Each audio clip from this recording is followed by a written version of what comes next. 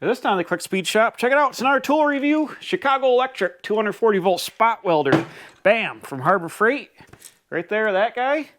And I've already had it out of the box. I'll unbox it for you. But spoiler alert, it works. It starts putting metal together. And I'm working on a C10 truck project. And it needs some spot welding. So I guess this guy's going to do the job. It's a 240 volt flavor. Item number 61206 at Harbor Freight. I believe it's $169. It's actually $10 cheaper than the 120 volt version. And it'll do thicker metal, 240 volts, 16 amps. And let's unbox this guy and start making some sparks. And speaking about tools, I got a sponsor today. Got Maris Systems Design right here. Bam, out of Rochester, New York. They build all kinds of big machinery, big stuff. If you need assembly machines, point and pick place robot stuff, they use femtoseconds. Whatever a femtosecond is, it's like super fast. I don't know. They do stuff, build machines that build all kinds of things, automated stuff. So if that's your industry and you need a big machine built, these guys can do it. So give them a look up on the internet there. And thanks to them for sponsoring today's video, which allowed me to go buy this guy so we can show it off for you guys. This is the big dog, the 240 volt version from Harbor Freight. And it actually is $10 cheaper to buy the 240 volt unit versus a 110 volt unit. This one welds two pieces of 20 gauge. I think the 110 volt one does two pieces of 22 gauge. What it says right here, oh, weld stock to 3/16 combined thickness. So two pieces of 16 gauge. All right, I lied. I should have read the box. Boom. So we can do 16 gauge, which is going to work out really well for doing what I got to do here. I got to do some pinch welds up on the seam of this truck here. And when I put the new back panel on this, I got to replace this back panel. All these pinch welds along the window, we're going to use that machine for that. But for today, I'm not at the point where I'm going to need it right quite yet for that. So today we're going to open this up. We're going to hook it up. We're going to try it out on some sheet metal that I've got and just see how it works. Right there is all your action. Hope we're getting the glare right here. Chicago Electric welding machine. And we'll try it out. What does it say? Oh, made in China. How did I know? 240 volts. Not for use with the 110 outlets. That's a good thing from Harbor Freight Tools here. So let's fire it on up and see what we got. I got a feeling that it's not going to come with a plug end on it for some reason. So I'm probably going to have to shoot this over 2 days because I can't find my 20 volt or my 240 volt outlet extension cord that I use for my old welder cable, which would probably be perfect to put on this, but I can't find it. So we'll open it up and see what it looks like. And if I need to go get a cord end, I'll have to go get a cord end. So let's go ahead and open this up. We'll set this knife to stun here so we don't cut her arm off, and we'll just go open her up. Now I want to say this was $169 at Harbor Freight. I think the 120 volt one is $179 if I remember correctly. And oh, what we got here? Instructions. Hell yeah. Hoop. Yeah. Come on out of here. Come on. Come out. That's heavy. That was my finger. Oh, oh. Don't let it go away from you. Holy shamoly, this thing's a beast. All right. Oh. Look at that. Does it have a cord end on it? No. So I'm going to have to go get a cord end or a plug end. I've got some 240 volt outlets, welding outlets, or they're 20 amp outlets. I don't know what the amperage is on this yet, but we'll figure it out in a second. Of course, everything is wrapped in plastic when you get it. And it looks like it comes with the machine. This is AMSR MR right here with all the plastic flailing around.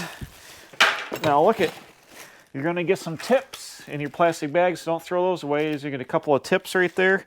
Gives you 2 sets of tips in the bag. The sticker is poorly applied. Looks like we need to adjust our welding tongs. They're misadjusted as well. The handle's not on it, but I'm going to guess that the handle screws are in the bag with the tips. Yes, they are. So you go and you get the screws out of here. And you got your tips. Here you can see the end of it there. And they're probably replacement ones. Yep, and that one. So we got 4 little Phillips head screws. We'll put our handle on here. There's 2 screws on each side. I'll go ahead and I'll throw this on quick. All right, I put the handle on here. This thing is quite heavy. It's, as you can see on the bottom, it's just a huge electrical transformer pretty much. And it weighs probably, I'm going to guess, 15 to 20 pounds. It's quite heavy. Let's get this guy out of the way. I could have read the instructions, but why do that yet?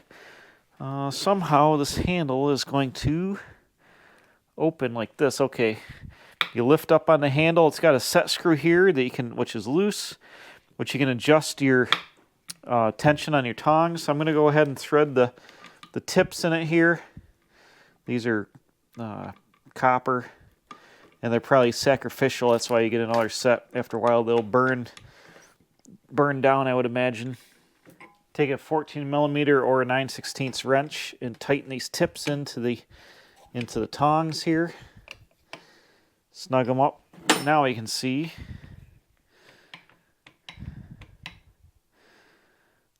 that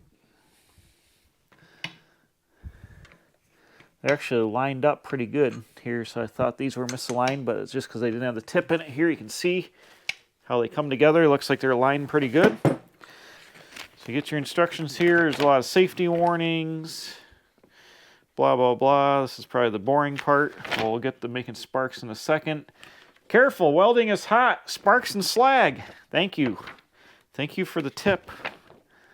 That's what she said. Okay, he talks about extension cords. If you're going to put this in a long cord, the longer your cord is, the higher amperage draw it is. So it says you must have the following wire size. Up to 30 feet, use 10 gauge wire.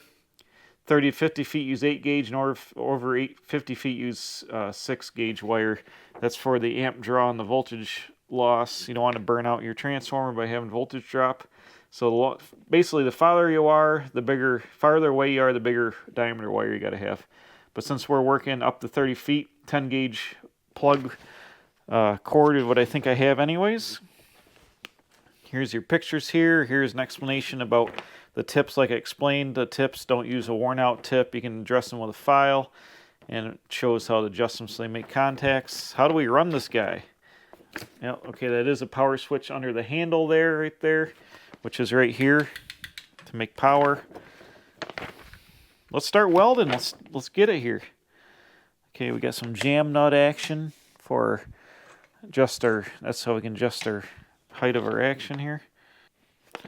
Right here it talks about the duty cycle. The duty cycle on this welder is 50%, which means, for example, every 10 seconds of welding time, it can weld for 5 seconds, and then it needs to shut off for 5 seconds to cool off so it doesn't burn up. So that's 50% duty cycle. If you're into welding, you know what duty cycles are.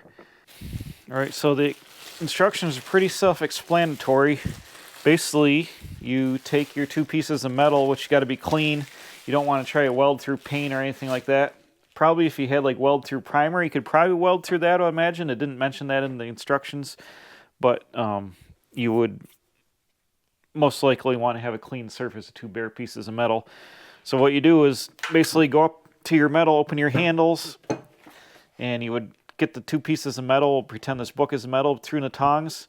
Just hold some pressure on it. Don't squeeze it like a clamp, or it doesn't lock in place. You just kind of hold good pressure on it. Then when you're holding the pressure on it here, don't hold it down here by the bottom of the transformer because that could get hot. Hold it by the wooden handle, and then just take your power switch and click it over, and you'll see the weld get hot, maybe like a spark or 2, then let off, and then open the tongs up to release the metal. All right, so I went out and I found my cord that I was looking for, and I've bugged it together temporarily here for you guys with hooked the machine up. I've got a couple of pieces of metal here, so I think we're going to go ahead and try it. I'm going to hold the metal together, and let's hit it, see what happens. Oh, look at that. Yeah. welded the tongs together a little bit. I just did that for a couple seconds, but you can see, ooh, it really takes a bite out of them electrodes. It left a little bit of copper on there.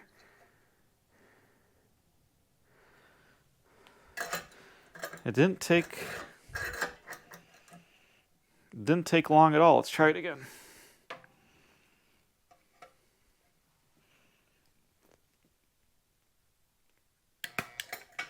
Oop. Get a little bit of spark into the table.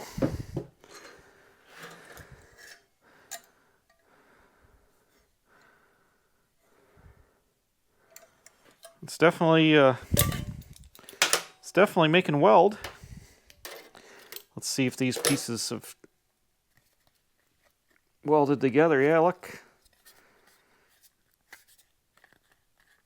That welded them. There's a little bit of slag sticking out. You're going to have to hit it with a grinder just a little bit. But it looks like it does take a little bit out of the electrodes. You can see a little bit of copper on the end of it there if you look close. So the ends are sacrificial. Try doing a little zap on this back of this panel. I don't like how heavy this is. Making contact with the here, let's just give this a little hit. Woo! You definitely also want to wear safety glasses because the thing will throw sparks at you.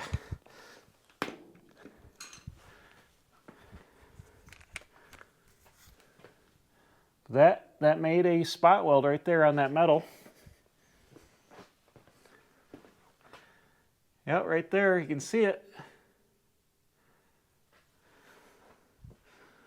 So I think with the duty cycle, if you hold it on too long, it will, let off. If you hold the trigger, you probably just want to sit there and burn it. But it looks like it is successfully making spot welds. I'm going to go ahead and unplug it here before it burns up. Well, there we have it. We got the Chicago Electric Spot Welder 240 volt from Harbor Freight. It appears to do the deal. Like we said, it's making spot welds. I don't want to get too carried away because I've just got it bugged together, obviously, with this cord. You don't want to do this. You want to get an actual cord end and put on here. I'm going to get a female end and a male end so I can plug this extension cord onto the unit instead of just having it all bugged together like this out in the wild. But for the video, that's what I had to do. But pretty much see it. Open it up out of the box. The tips do start to burn and wear, but you can file them. It says don't get bigger than like an 1/8 inch or so it burns down. I'm sure they've got replacement ones at Harbor Freight. The machine is heavy. Like I said, it's probably about 15 pounds, so it is a handful to hang on to. And with the open transfer on the bottom, I bet that gets warm, so it's kind of awkward. If you got to like hold it up like this, it's kind of awkward to hold it up there. You got to get a handle on it, but it appears to do what it says it's supposed to do, spot weld. And it's a 16 amp unit max amperage, so if you use a 20 amp 240 volt circuit with 10 gauge wire, 10 gauge extension cord, you should be able to have plenty of amperage to do any of the welding you want. It says up to two pieces of 16 gauge or 3/16 altogether, but it appears to immediately work right out of the box and start making spot welds. So I can't wait to use it. Doing my C10 project here, I've got to do some welds, putting the roof skin back in and putting the cab on, so I'm going to be using it there. But so far so good. Appears to be making welds. So hang on to these. You'll need the instructions later. Don't lose those. And for $169 at Harbor Freight, I think it's going to be a good tool. It should last a while, hopefully. Chicago Electric's halfway decent. And I'll be spot welding here into the future. So that's it for now. Thanks to Maris for sponsoring this video. And thanks for Harbor Freight for having this tool. And we'll see you guys next time for a tool review. I've got to get back on my C10, start welding that sucker back together. Winter's coming, and I want to get all the sheet metal done so I can get it on the road in the spring.